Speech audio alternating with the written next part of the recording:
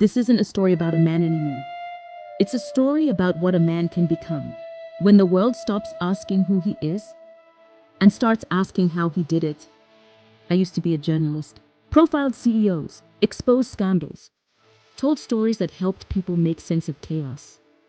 But Taj Lawal broke that rhythm. He turned clarity into fog. What began as a routine investigation became obsession.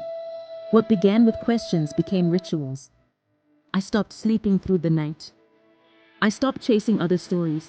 I filled a wall in my apartment with strings, photos, connection maps, Taj's orbit laid out like a constellation.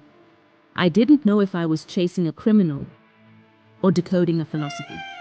He was never loud, but his presence moved through my days like weather. I would hear his name in meetings he wasn't invited to. I would feel his decisions in startups he didn't own. Even in silence, he shaped outcomes. And the more I looked, the more I saw myself changing. I started using his language. Alignment, precision, noise. I told myself I was learning from him, that it was intellectual curiosity. But deep down, I needed to. I envied him.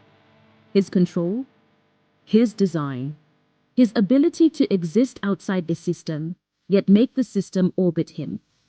I tried to pull back, tried to write the story, tried to finish the piece and move on.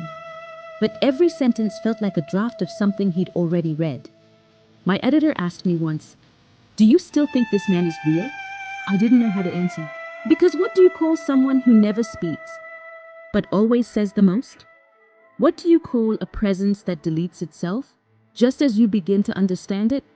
At night, I'd play his old sound files. Veritas tracks, Crux app tones, even his system boot up chime, a soft chord in G minor. I told myself it was research.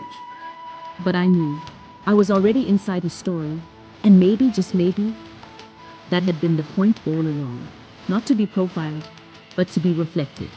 Not to be known, but to turn the person watching into a character themselves. So if you're asking what happened next, understand that this chapter isn't about him. It's about the people who orbit silence. The people who think they're in control of the narrative, only to find they've been written into someone else's blueprint.